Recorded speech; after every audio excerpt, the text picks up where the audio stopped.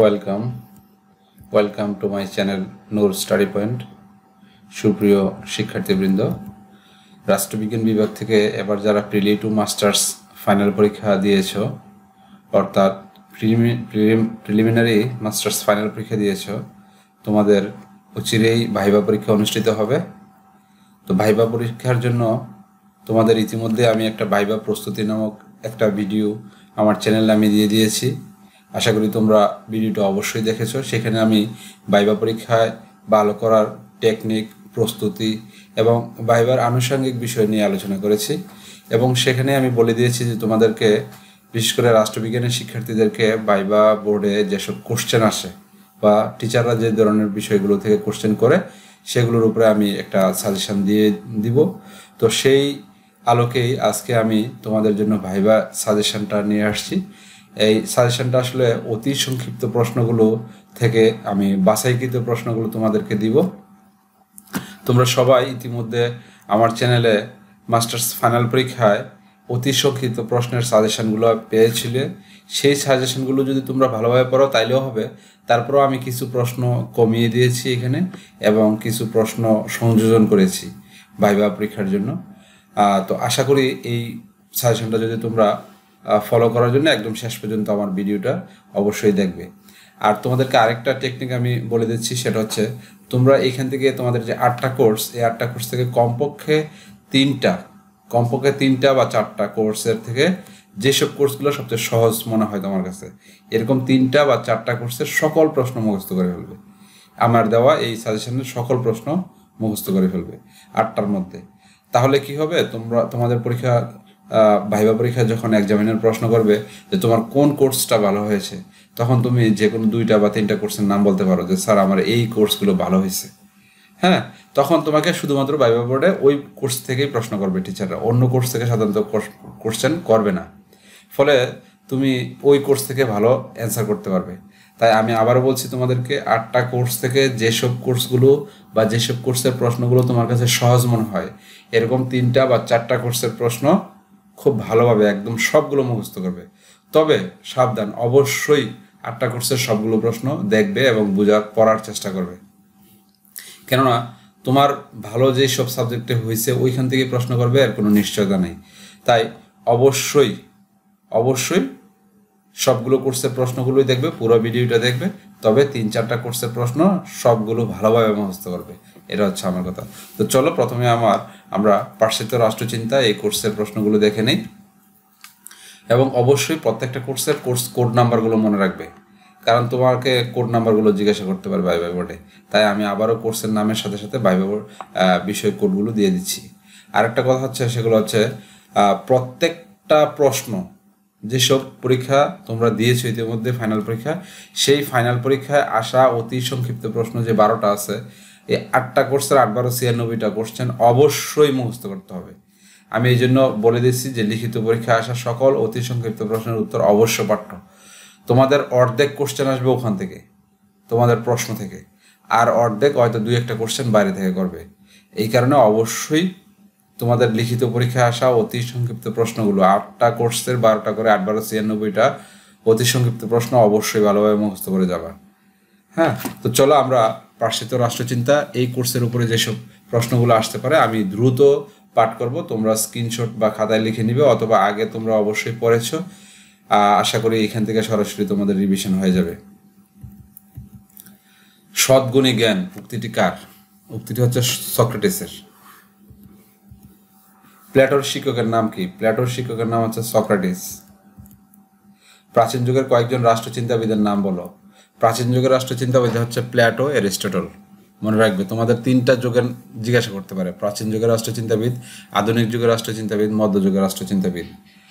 তো আমি প্রাচীন যুগের রাষ্ট্রচিন্তাবিদের নাম বলে দিলাম, প্লেটো, অ্যারিস্টটল। মধ্যযুগ হচ্ছেন saint Augustine and saint Thomas Aquinas. আর আধুনিক যুগের হচ্ছে হাউস লক, রুশো। এই 3টা ভাগে আলাদা আলাদা লিখে ফেলবে, এখান থেকে প্রশ্ন করবে এটা। প্লেটোর শিক্ষা প্রতিষ্ঠানের নাম কি? প্লেটোর একটা শিক্ষা প্রতিষ্ঠান ছিল, সেটার নাম হচ্ছে একাডেমি। প্লেটোর কোন গ্রন্থকে সর্বাত্মকবাদের নীল নকশা বলা হয়? প্লেটোর কোন গ্রন্থকে সর্বাত্মকবাদের নীল নকশা বলা হয়? এটা হচ্ছে দ্য রিপাবলিক গ্রন্থকে। মনে রাখবে।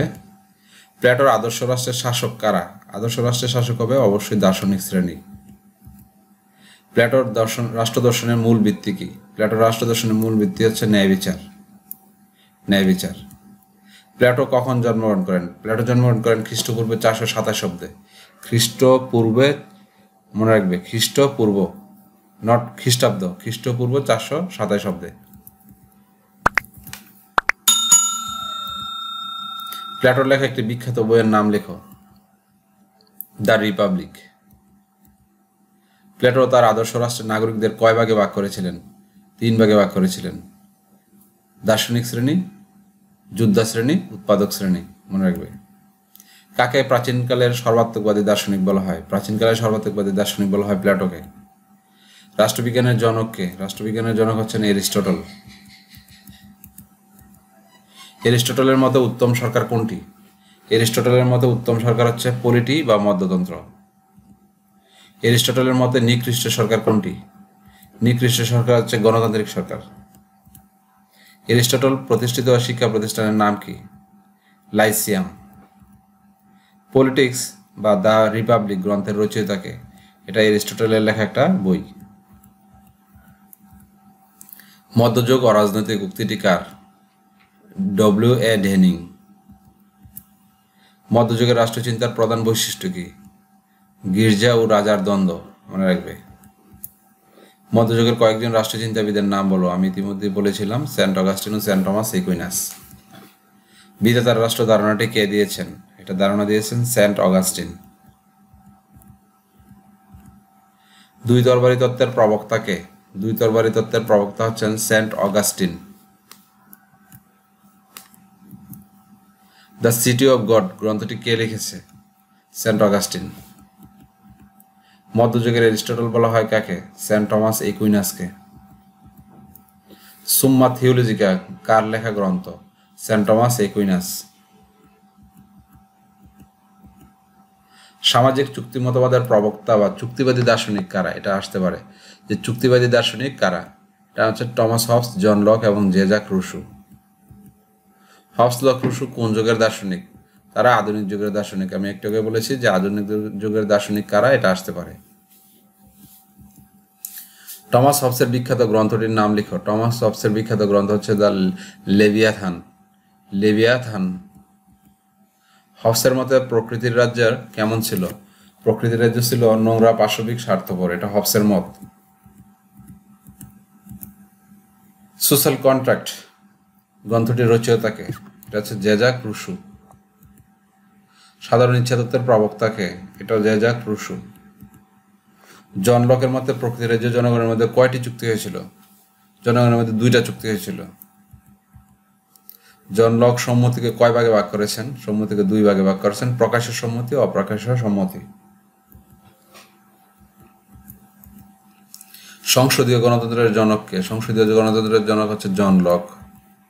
আবার আধুনিক গণতন্ত্রের জনককে? আধুনিক গণতন্ত্রের জনকও জন লক। সংসদীয় গণতন্ত্র, আধুনিক গণতন্ত্র দুইটাই হচ্ছে জন লক। রেনেসা কি? রেনেসা অর্থ নবজাগরণ। আর ক্ষমতা স্বতন্ত্রীকরণ নীতির প্রবক্তাকে? এটা মন্টেস্কু। কার্ল মার্কসের বিখ্যাত 2টি বইয়ের নাম বলো। এটা আসতে পারে ডাস ক্যাপিটাল ও কমিউনিস্ট ম্যানিফেস্টো। আধুনিক রাষ্ট্রচিন্তা বা রাষ্ট্রবিজ্ঞানের জনককে? আধুনিক রাষ্ট্রচিন্তা বা রাষ্ট্রবিজ্ঞানের জনক হচ্ছেন নিকোলো ম্যাকিয়াভেলি। Niccolo Machiavelli. ম্যাকিয়াভেলিবাদ কি? ম্যাকিয়াভেলিবাদ হচ্ছে ম্যাকিয়াভেলির রাজনৈতিক চিন্তা চেতনা ও দর্শনের সমষ্টি। কে রাষ্ট্রকে ধর্ম হতে পৃথক করেছিলেন? রাষ্ট্রকে ধর্ম থেকে পৃথক করেছিলেন নিকোলো ম্যাকিয়াভেলি। শাসককে সিংহের মতো বলবান ও শ্রীগালের মতো ধূর্ত হতে হবে, কে বলেছেন? এই কথাটা বলেছেন নিকোলো ম্যাকিয়াভেলি। ম্যাকিয়াভেলি কোন শতাব্দীতে কোথায় জন্মগ্রহণ করেন? ম্যাকিয়াভেলি জন্মগ্রহণ করেন হচ্ছেন 15শ শতাব্দীতে ইতালির ফ্লোরেন্স শহরে। ইতালির ফ্লোরেন্স শহরে। দ্য প্রিন্স গ্রন্থের রচয়িতাকে?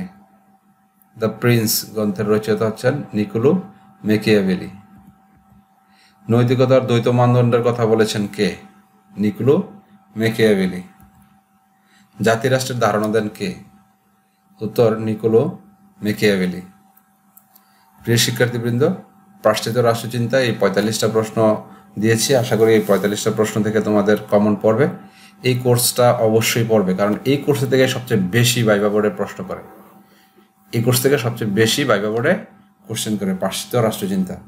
মনে রাখবে, যেহেতু এটা 1 নাম্বার কোর্স, সুতরাং টিচাররা শুরুতেই এই কোর্স থেকে বেশি প্রশ্ন করে, তাই এই কোর্স থেকে প্রশ্ন তোমাদেরকে একটু বেশি দিলাম। এবং তোমাদের ফাইনাল পরীক্ষায় আসা অতি সংক্ষিপ্ত 12টা প্রশ্ন অবশ্যই পড়ে নেবে। তো আমরা এবার দেখব গবেষণা পদ্ধতি ও পরিসংখ্যান, বিষয় কোড 41/1903 এটার উপরে, এবং এটাতেও অতি সংক্ষিপ্ত প্রশ্নগুলো যেগুলো পরীক্ষায় আসছে এগুলো অবশ্যই পড়ে নেবে। 1. গবেষণা কি? গবেষণা হলো একটি বিজ্ঞান ভিত্তিক অনুসন্ধান প্রক্রিয়া। বিজ্ঞান ভিত্তিক অনুসন্ধান প্রক্রিয়া। সামাজিক গবেষণার শেষ ধাপ কোনটি? সামাজিক গবেষণার শেষ ধাপ হলো প্রতিবেদন লিখন। প্রাথমিক উপাত্ত কি? সরাসরি অনুসন্ধান ক্ষেত্র হতে সংগৃহীত উপাত্তই প্রাথমিক উপাত্ত। মাধ্যমিক উপাত্ত কি? প্রাথমিক উপাত্ত থেকে নতুন করে উপাত্ত সংগ্রহ করলে তাকে মাধ্যমিক উপাত্ত বলে। প্রিয় শিক্ষার্থীবৃন্দ, আশা করি তোমরা স্ক্রিনশট নিয়ে নিচ্ছ, তাহলে আমি আর পড়বো না, আমি দ্রুত তোমাদেরকে দিয়ে দিচ্ছি, তোমরা স্ক্রিনশট নিয়ে নাও।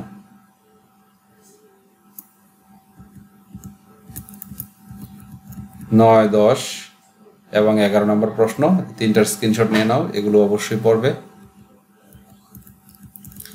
12, 13, 14 নম্বর প্রশ্ন, এগুলোর স্ক্রিনশট নিয়ে নাও এবং এই সংখ্যাগুলো অবশ্যই মুখস্থ করে নেবে।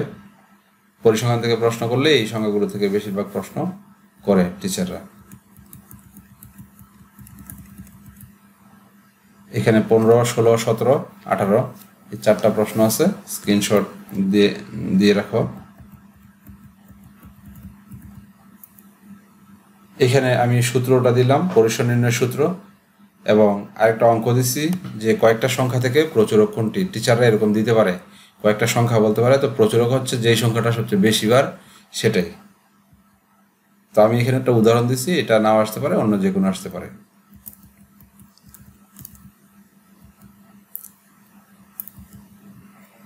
সম্ভাবনার সর্বনিম্ন মান কত? 0। এটা খুবই গুরুত্বপূর্ণ একটা প্রশ্ন, এটা প্রায় আসে, এবং শ্রেণীর মধ্যবিন্দু জিজ্ঞাসা করতে পারে, তাহলে নিম্ন সীমা যোগ উচ্চ সীমা ভাগ 2। এই পৃষ্ঠাটা স্ক্রিনশট নিয়ে নাও, এবং এটা খুবই গুরুত্বপূর্ণ। এই 26টা হচ্ছে পরিসংখ্যান থেকে আমি দিলাম তোমাদেরকে, আশা করি তোমরা এগুলো ভালোভাবে পড়বে। এবার আন্তর্জাতিক রাজনীতি পরিচিতি, এই কোর্সটাও খুবই গুরুত্বপূর্ণ কোর্স, এখান থেকে প্রায় প্রশ্ন করতে পারে। 41/1905 এই কোর্স কোড নাম্বার, এবং এই কোর্সে আসা লিখিত পরীক্ষায় সকল অতি সংক্ষিপ্ত প্রশ্ন অবশ্যই পড়ে নেবে। সেখানে 12টা প্রশ্ন আছে, 12টা প্রশ্ন খুব ভালোভাবে পড়বে। তো আমি তোমাদেরকে একবারে দিয়ে দিচ্ছি, তোমরা স্ক্রিনশট নিয়ে নাও অথবা লিখে নাও খাতায়।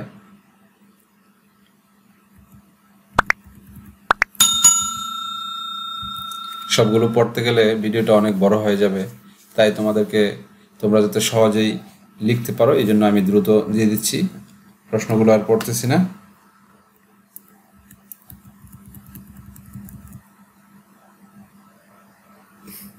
নয়, 10, 11, 12টা প্রশ্ন, 12 নম্বর প্রশ্ন পর্যন্ত এখানে আছে। 13, 14, 15, 16 এগুলো লিখে নাও অথবা স্ক্রিনশট দিয়ে রেখে দাও মোবাইলে। পরবর্তীতে ভাইবার আগের দিন অবশ্যই এগুলো ভালোভাবে পড়বে। আমি আবারও বলছি, কমপক্ষে তোমরা যে কোনো 3টা বা 4টা কোর্সের যেসব প্রশ্নগুলো সহজ মনে হয় এই প্রশ্নগুলো ভালোভাবে পড়বে। কমপক্ষে 3টা বা 4টা কোর্সের প্রশ্ন, সবগুলো প্রশ্ন পড়বা, তাহলে আশা করি তোমাদের ভাইভা বোর্ডে কেউ আটকাতে পারবে না। এবং ভাইভায় যদি তোমরা মোটামুটি অর্ধেক প্রশ্নের উত্তরও দিতে পারো, তাহলে তোমাদেরকে অবশ্যই ভাইভা বোর্ডে ফুল মার্কস দিবে, হাইস্ট মার্কস দিবে, অর্থাৎ 80% নাম্বার, যাতে ফার্স্ট ক্লাস নাম্বার দেয়। হ্যাঁ, আরেকটা কথা হচ্ছে, যেহেতু প্রিলিমিনারিতে তোমাদের সিজিপিএ গুলো সার্টিফিকেটে উল্লেখ থাকবে না, তাই এত টেনশন করবো না, টেনশন ফ্রি থাকবে। কোনো রকমের প্রশ্ন আর 2-1টা উত্তর দিলেই তোমাদেরকে যাতে পাস করা দেয় সেই চিন্তা করবে। আর পাস করলেই যেহেতু ফাইনাল, অর্থাৎ মাস্টার্স ফাইনালে ভর্তি হতে পারবে, সুতরাং এটা নিয়ে এত টেনশন করবে না, রিল্যাক্সে থাকবা, রিল্যাক্সে ভাইভা পরীক্ষা দিবা।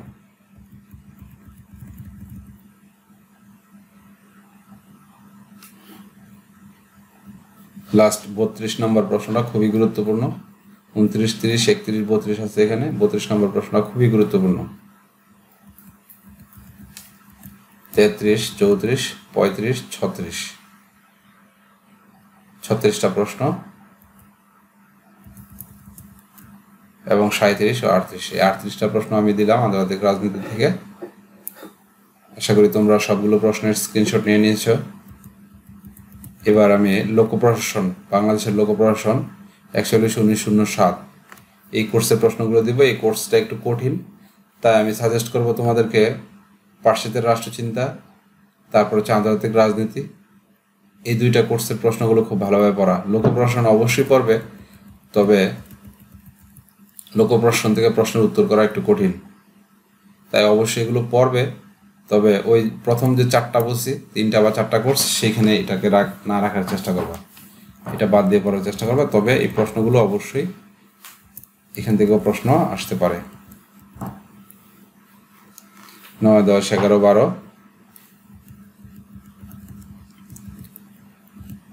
13, 14, 15, 16 নম্বর প্রশ্ন পর্যন্ত এখানে দিলাম।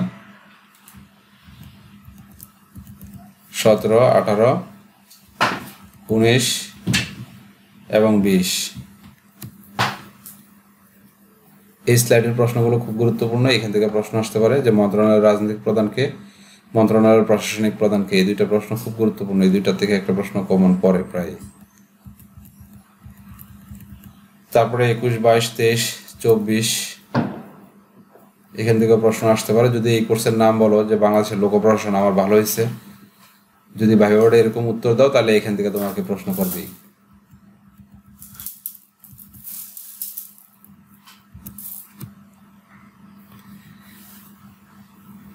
বার্ড কোথায় অবস্থিত, বার্ডকে প্রতিষ্ঠা করেন, এই প্রশ্নটা এই কোর্সের জন্য খুব গুরুত্বপূর্ণ। ভাইবা বোর্ডে প্রায় প্রশ্ন করে, বিশেষ করে কুমিল্লা, বৃহত্তর কুমিল্লা, নোয়াখালী এই অঞ্চলের স্টুডেন্টদেরকে বেশি প্রশ্নটা করবেই করবে।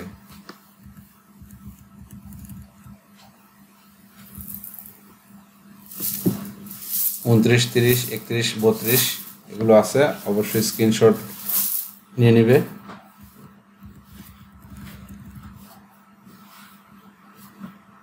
তেত্রিশ, 34, 35, 36 পর্যন্ত আমি দিলাম বাংলাদেশের লোক প্রশাসনে। প্রিয় শিক্ষার্থীবৃন্দ, এরপরে দক্ষিণ এশিয়ার রাজনীতি ও সরকার, এটাও একটা সহজ কোর্স। আশা করি এই কোর্সের প্রশ্নগুলো তোমরা খুব ভালোভাবে পড়ো। আমি আবার বলছি, পাশ্চাত্যের রাষ্ট্রচিন্তা, আন্তর্জাতিক রাজনীতি, দক্ষিণ এশিয়ার রাজনীতি ও সরকার, এবং আরেকটা কোর্স আছে বাংলাদেশের সংবিধান। এই 4টা কোর্স থেকে তোমরা খুব ভালোভাবে যদি পড়ো তাহলে আশা করি প্রশ্নের উত্তর দিতে পারবা সহজেই। হ্যাঁ, পরিসংখ্যান, লোক প্রশাসন, পাবলিক পলিসি, এই কোর্সগুলো এড়ায় চলার চেষ্টা করবা। পরিবেশ একটা কোর্স আছে, ওই কোর্সটাও পড়তে পারো অথবা ওইটাও স্কিপ করতে পারো। তবে দক্ষিণ এশিয়ার রাজনীতি ও সরকার অবশ্যই এই কোর্সটা পড়বা। তো এই কোর্সের প্রশ্নগুলো স্ক্রিনশট দেওয়া যাবে না, আমি একটু পরে দিচ্ছি, তোমরা লিখে নাও। ভারত উপমহাদেশের সবচেয়ে পুরাতন বা প্রথম রাজনৈতিক দল কোনটা? ভারতীয় জাতীয় কংগ্রেস। ভারতীয় জাতীয় কংগ্রেস কত সালে প্রতিষ্ঠিত হয়? 1885 সালে। জাতীয় কংগ্রেস কে প্রতিষ্ঠা করেন? Alan Octavian Hume. আর ভারতের বর্তমান ক্ষমতাসীন রাজনৈতিক দলের নাম কি? ভারতীয় জনতা পার্টি। ভারতের আইনসভা কক্ষবিষ্ট, 2 কক্ষবিষ্ট। ভারতের আইনসভার উচ্চকক্ষের নাম কি? উচ্চকক্ষ হচ্ছে রাজ্যসভা আর নিম্নকক্ষ হচ্ছে লোকসভা। ভারতের বর্তমান রাষ্ট্রপতির নাম রামনাথ কোবিন্দ, এটা আসতে পারে। আর প্রধানমন্ত্রী তো সবাই জানো তোমরা। ভারত কত সালে স্বাধীনতা লাভ করে? ভারত 1947 সালের 15 আগস্ট স্বাধীনতা লাভ করে। এলটিটি এর পূর্ণরূপ কি? এলটিটি এর পূর্ণরূপ হচ্ছে, এটা মুখে প্রশ্ন করবে, লিবারেশন টাইগার ফর তামিল ইলম, বানানটা জিজ্ঞাসা করতে পারে। বিশ্বের প্রথম মহিলা প্রধানমন্ত্রীর নাম কি? খুব গুরুত্বপূর্ণ প্রশ্ন, শ্রীমাভো বন্দরনায়েক। শ্রীমাভো বন্দরনায়েক, উনি শ্রীলঙ্কার প্রধানমন্ত্রী ছিলেন। ইন্ডিয়া উইন্স ফ্রিডম গ্রন্থটি কে রচনা করেন? মাওলানা আবুল কালাম আজাদ। এই কোর্সের খুব গুরুত্বপূর্ণ একটা প্রশ্ন এটা। এবং আরেকটা প্রশ্ন হচ্ছে, Pakistan failure in national integration কে লিখেছেন? অধ্যাপক রওনক জাহান। এই 2টা বইয়ের নাম আসতে পারে। পাকিস্তানের রাষ্ট্রীয় বা সাংবিধানিক নাম কি? পাকিস্তানের রাষ্ট্রীয় বা সাংবিধানিক নাম হচ্ছে ইসলামী প্রজাতন্ত্রী পাকিস্তান। পাকিস্তানের প্রথম গভর্নর জেনারেল কে ছিলেন? মোহাম্মদ আলী জিন্নাহ। প্রথম প্রধানমন্ত্রী ছিলেন লিয়াকত আলী খান। পাকিস্তানের প্রথম রাষ্ট্রপতি বা প্রেসিডেন্ট ছিলেন ইস্কান্দার মির্জা, আর ইস্কান্দার মির্জা প্রথম সামরিক শাসনও জারি করেন। প্রথম সামরিক শাসন জারি করে 7 অক্টোবর 1958 সালে। মৌলিক গণতন্ত্র অধ্যাদেশ জারি করেন কে? জেনারেল আইয়ুব খান। এটা বিভিন্ন জায়গায় প্রশ্নটা আসে। পাকিস্তানের বর্তমান প্রধানমন্ত্রী ইমরান খান, এটা আমরা জানি, এবং তার ক্ষমতাসীন পার্টিটার নাম হচ্ছে পাকিস্তান তেহরিক ইনসাফ। এটা হচ্ছে ইমরান খানের পার্টি। পাকিস্তানের প্রথম জাতীয় নির্বাচন অনুষ্ঠিত হয় কত সালে? 7 ডিসেম্বর 1970। ভারত ও পাকিস্তানের শান্তি ও নিরাপত্তার প্রধান সমস্যা কোনটি? এটা হচ্ছে কাশ্মীর সমস্যা। এটা আমরা সবাই জানি, কাশ্মীর সমস্যা। শ্রীলঙ্কার পূর্ব নাম কি? শ্রীলঙ্কার পূর্ব নাম হচ্ছে সিংহল। এটা খুব গুরুত্বপূর্ণ একটা প্রশ্ন। নেপালের রাজতন্ত্রের অবসান হয় কত সালে? 1990 সালে। নেপালের বর্তমান সংবিধান প্রবর্তন হয় 1990 সালের 9 নভেম্বর। আর নেপালের বর্তমান সরকার ব্যবস্থা হচ্ছে সংসদীয় ব্যবস্থা, সংসদীয় গণতন্ত্র। নেপালের আইনসভার নাম পার্লামেন্ট। নেপালের বর্তমান ক্ষমতাসীন দলের নাম হচ্ছে কমিউনিস্ট পার্টি অফ নেপাল। আর নেপালের বর্তমান রাষ্ট্রপতির নাম হচ্ছে বিদ্যাদেবী ভান্ডারী। নেপাল থেকে প্রশ্ন থাকে, নেপালের মাওবাদী আন্দোলনের নেতৃত্ব দিয়েছিলেন কে? এটা পুষ্প কমল দাহাল প্রচন্ড। এটা খুব ভালোভাবে নামটা মুখস্থ করবে, অনেকে নামটা বলতে পারে না। পুষ্প কমল দাহাল প্রচন্ড। শ্রীলঙ্কার বর্তমান সরকার ব্যবস্থার কি প্রকৃতির? রাষ্ট্রপতি শাসিত। এবং শ্রীলঙ্কার রাষ্ট্রপতি পদের মেয়াদ কত বছর? 5 বছর। এই হচ্ছে দক্ষিণ এশিয়া সরকার রাজনীতি থেকে আমার দেওয়া সাজেশন। আশা করি এই প্রশ্নগুলো তোমরা খুব ভালোভাবে পড়বে এবং এখান থেকে ভালো প্রস্তুতি নিতে পারবে। এবার আমরা বাংলাদেশের সংবিধান ও সরকার, এই কোর্সটার কথা আমি বলেছি। এই কোর্সটার প্রশ্নগুলো অবশ্যই তোমরা ভালোভাবে পড়বে, এখান থেকে প্রশ্ন আসলে যাতে দিতে পারো উত্তর। এবং এটা সহজ, আমরা বিভিন্ন কোর্স থেকে পড়ছি, সুতরাং এটা সহজে তোমরা দিতে পারবে। আমি প্রশ্নগুলো বলে দিচ্ছি, দ্রুত তোমরা লিখে দিয়ে নিতে পারো ঝটপট। বাংলাদেশের সংবিধান গৃহীত হয় কবে? 4 নভেম্বর 1972 সালে। আর সংবিধান প্রবর্তিত বা কার্যকর হয় 16 ডিসেম্বর 1972 সালে। বাংলাদেশের সংবিধান এই পর্যন্ত কতবার সংশোধন করা হয়? 17 বার। সংবিধানের রাষ্ট্র পরিচালনার মূলনীতি আছে 4টা কি কি? জাতীয়তাবাদ, সমাজতন্ত্র, গণতন্ত্র, ধর্মনিরপেক্ষতা। খুবই গুরুত্বপূর্ণ একটা প্রশ্ন। বাংলাদেশের রাষ্ট্রপতি হওয়ার জন্য কত বছর বয়স হতে হয়? 35 বছর। মনে রাখবে, রাষ্ট্রপতির জন্য 35 বছর, আর সব ক্ষেত্রে 25 বছর। বাংলাদেশের প্রথম রাষ্ট্রপতি কে? বাংলাদেশের প্রথম রাষ্ট্রপতি হচ্ছে বঙ্গবন্ধু শেখ মুজিবুর রহমান। আর বাংলাদেশের রাষ্ট্রপতির মেয়াদকাল হচ্ছে 5 বছর। বাংলাদেশের সংবিধান হচ্ছে লিখিত সংবিধান। প্রধানমন্ত্রীকে কে নিয়োগ দেন? প্রধানমন্ত্রীকে নিয়োগ দেন রাষ্ট্রপতি। মন্ত্রিসভা কার নিকট দায়ী থাকেন? মন্ত্রিসভা সংসদের নিকট দায়ী থাকে। রাষ্ট্রপতি কার নিকট পদত্যাগপত্র জমা দেন? স্পিকারের নিকট। ইমপিচমেন্টের বাংলা কি? ইমপিচমেন্ট হচ্ছে অভিশংসন। অভিশংসন, ইমপিচমেন্ট। বাংলাদেশ সংবিধানে কতটা অনুচ্ছেদ আছে? 153টা অনুচ্ছেদ আছে। বাংলাদেশের জাতীয় সংসদে সংরক্ষিত নারী আসন কয়টি? 50টি। বাংলাদেশের সংসদে সংরক্ষিত নারী আসন 50টি। বাংলাদেশের বর্তমান রাষ্ট্রপতির নাম কি? মহামান্য রাষ্ট্রপতি অ্যাডভোকেট আব্দুল হামিদ। বাংলাদেশের বর্তমান রাষ্ট্রপতি কততম রাষ্ট্রপতি? 21তম রাষ্ট্রপতি। বাংলাদেশের পার্লামেন্টের নাম জাতীয় সংসদ। জাতীয় সংসদের প্রথম নির্বাচন অনুষ্ঠিত হয় 7 মার্চ 1973 সালে। জাতীয় সংসদে মোট আসন হচ্ছে 350টা। 300 সাধারণ আসন আর 50টা সংরক্ষিত আসন। বাংলাদেশের জাতীয় সংসদ কয় কক্ষ বিশিষ্ট? বাংলাদেশের জাতীয় সংসদ 1 কক্ষ বিশিষ্ট। বাংলাদেশের প্রধানমন্ত্রী হওয়ার ন্যূনতম বয়স 25 বছর। রাষ্ট্রপতি হচ্ছে 35 বছর। ফ্লোর ক্রসিং কি? ফ্লোর ক্রসিং নির্বাচিত সংসদ সদস্যদের নিজ দলের বিপক্ষে ভোটদান করাই ফ্লোর ক্রসিং। সংসদে কোরাম হয় কতজনে? 60 জনে কোরাম হয়, আমরা সবাই জানি এটা। বাংলাদেশের প্রথম স্পিকারকে? শাহ আব্দুল হামিদ। শাহ আব্দুল হামিদ হচ্ছেন বাংলাদেশের প্রথম স্পিকার। জাতীয় সংসদের স্থপতিকে? জাতীয় সংসদের স্থপতি হচ্ছেন Louis I Kahn. Louis I Kahn. জাতীয় সংসদের সভাপতিকে? জাতীয় সংসদের সভাপতি হচ্ছেন স্পিকার। বাংলাদেশের সর্বোচ্চ আদালতের সাংবিধানিক নাম কি? সর্বোচ্চ আদালতের সাংবিধানিক নাম হচ্ছে বাংলাদেশ সুপ্রিম কোর্ট। বাংলাদেশের সুপ্রিম কোর্টের বিভাগ কয়টি ও কি কি? 2টা বিভাগ, আপিল বিভাগ ও হাইকোর্ট বিভাগ। বাংলাদেশের বিচারকদের অবসর গ্রহণের বয়স সীমা কত? 67 বছর। বর্তমান প্রধান নির্বাচন commissioner K M Nurul Huda. মৌলিক অধিকারের রক্ষক হচ্ছেন সুপ্রিম কোর্ট। বাংলাদেশে কোন ধরনের সরকার ব্যবস্থা প্রচলিত? আমরা সবাই জানি সংসদীয় গণতন্ত্র বা মন্ত্রিপরিষদ শাসিত সরকার ব্যবস্থা বাংলাদেশে প্রচলিত। জাতীয় তথ্য কমিশন কবে গঠিত হয়? 2009 সালে। আর জাতীয় মানবাধিকার কমিশন এটাও 2009 সালে। খসড়া সংবিধান প্রণয়ন কমিটির সভাপতি কে ছিলেন? খসড়া সংবিধান প্রণয়ন কমিটির সভাপতি ছিলেন ডক্টর কামাল হোসেন।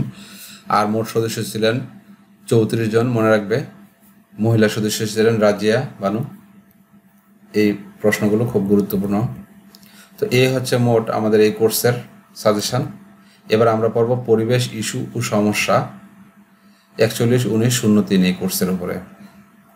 এটাও খুব গুরুত্বপূর্ণ একটা কোর্স, এখান থেকে প্রশ্ন প্রায় ভাইভাবে করে। 1 নম্বর, পরিবেশ দূষণ কত প্রকার? 4 প্রকার। পানি, বায়ু, মাটি, শব্দ দূষণ। ইকোলজি শব্দের অর্থ কি? ইকোলজি অর্থ পরিবেশ, আর সাস্টেনেবল শব্দের অর্থ হচ্ছে টেকসই। সুনামি শব্দের অর্থ হচ্ছে জলোচ্ছ্বাস আকৃতির বৃহৎ সামুদ্রিক ঢেউ। বাপা বাংলাদেশ পরিবেশ আন্দোলন একটি পরিবেশবাদী সংগঠন। বাপা হচ্ছে বাংলাদেশ একটি পরিবেশবাদী সংগঠন। বাপা। প্রথম দরিদ্রী সম্মেলন কোথায় অনুষ্ঠিত হয়? দরিদ্রী সম্মেলন ব্রাজিলের রিও ডি জেনেরিও শহরে। ফারাক্কাবাদ ভারতের পশ্চিমবঙ্গে। আইলা, সিডর, ইয়াস এগুলো হচ্ছে সামুদ্রিক ঘূর্ণিঝড়। সার্ক দুর্যোগ ব্যবস্থাপনা কেন্দ্র ভারতের নয়াদিল্লিতে।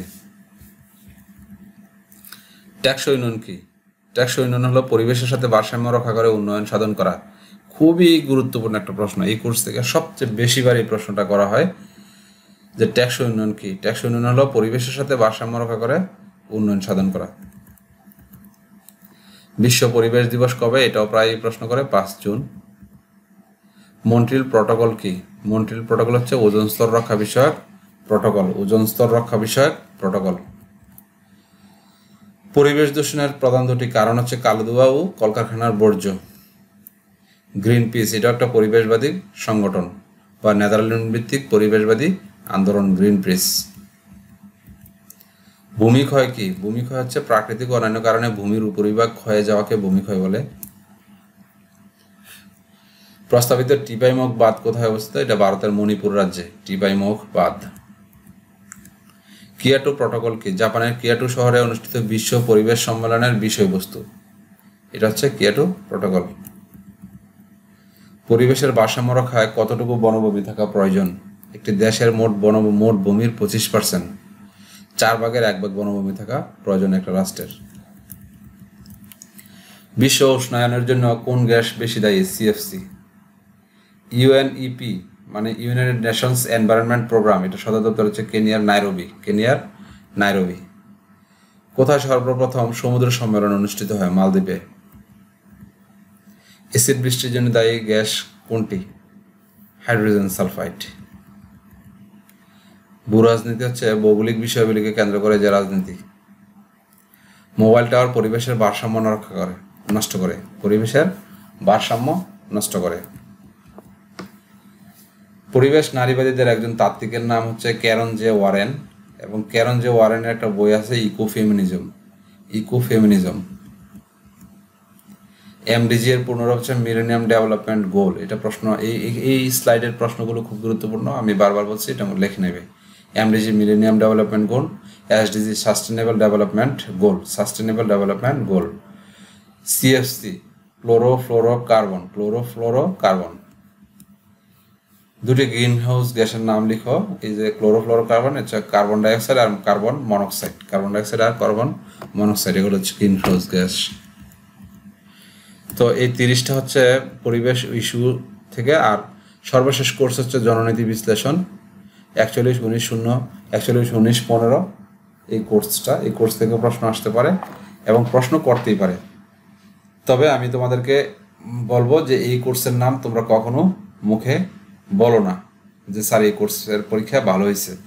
যদি জিজ্ঞাসা করে কোন কোর্স ভালো হয়েছে, অবশ্যই ওয়েস্টার্ন পলিটিক্যাল থট, দক্ষিণ এশিয়া সরকার ও রাজনীতি, অথবা বাংলাদেশের সংবিধানের সরকার, এই কোর্সগুলোর নাম বলবে। তাহলে সহজে উত্তর করতে পারবে এবং এগুলো ভালোভাবে, ওই কোর্সগুলো ভালোভাবে পড়বে। আর অবশ্যই সবগুলো কোর্সের সবগুলো প্রশ্নের অতি সংক্ষিপ্ত প্রশ্নগুলো পড়ে নেবে। 8টা কোর্সের 12টা করে প্রশ্ন, 8 12 96টা প্রশ্ন যেন মুখস্থ থাকে, তাহলে তোমার ভাইবা নিশ্চিত ভালো হবে। তো চলো এই কোর্সের প্রশ্নগুলো একটু দেখে নেই। পলিসি বা নীতি কি? সুনির্দিষ্ট লক্ষ্য উদ্দেশ্যকে সামনে রেখে গৃহীত কর্ম পরিকল্পনাই পলিসি। সরকারের নীতি বা পাবলিক পলিসি কি? আমি আর পড়ছি না, তোমরা একটু স্ক্রিনশট দিয়ে নাও।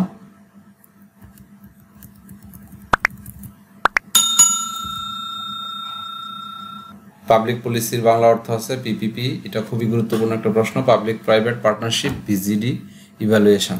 স্ক্রিনশট দিয়ে নাও। এখান থেকে গুরুত্বপূর্ণ হচ্ছে মনিটরিং কি? কোনো কিছু পর্যবেক্ষণ করা হচ্ছে মনিটরিং। আমলাতন্ত্রের জন্য কি এটা আসতে পারে? Max weber. আমলাতন্ত্র কি এটাও আসে। যাই হোক, স্ক্রিনশট নিয়ে নাও। যদি এই কোর্স থেকে প্রশ্ন করে তাহলে এগুলো থেকেই করবে আশা করি। 3টা অ্যাপ্রোচ আছে। এই অ্যাপ্রোচগুলো এই কোর্স থেকে প্রশ্ন করলে অবশ্যই অ্যাপ্রোচগুলোর কথা শুনে জিজ্ঞাসা করবে যে top down, top bottom up, contingency approach. এই 3টা অ্যাপ্রোচ এবং 3টা অ্যাপ্রোচের 3টা উদাহরণ অবশ্যই তোমাকে মনে রাখতে হবে। তো আমি এখানে টপ ডাউন এবং বটম আপের 2টা উদাহরণ দিয়ে দিলাম। এগুলো স্ক্রিনশট নিয়ে নাও।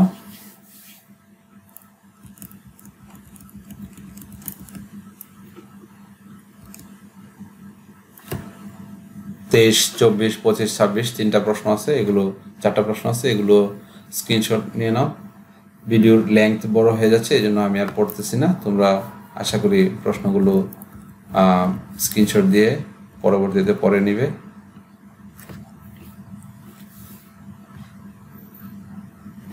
জাতীয় শিক্ষানীতি 2010 প্রাথমিক স্তর কোনটা? প্রথম থেকে 8ম শ্রেণী পর্যন্ত। এটা খুব গুরুত্বপূর্ণ প্রশ্ন। এবং ধন্যবাদ সবাইকে। ভালো থাকো, সুস্থ থাকো, তোমাদের ভাইবা পরীক্ষা ভালো হোক সেই কামনায় বিদায় নিচ্ছি। আল্লাহ হাফেজ।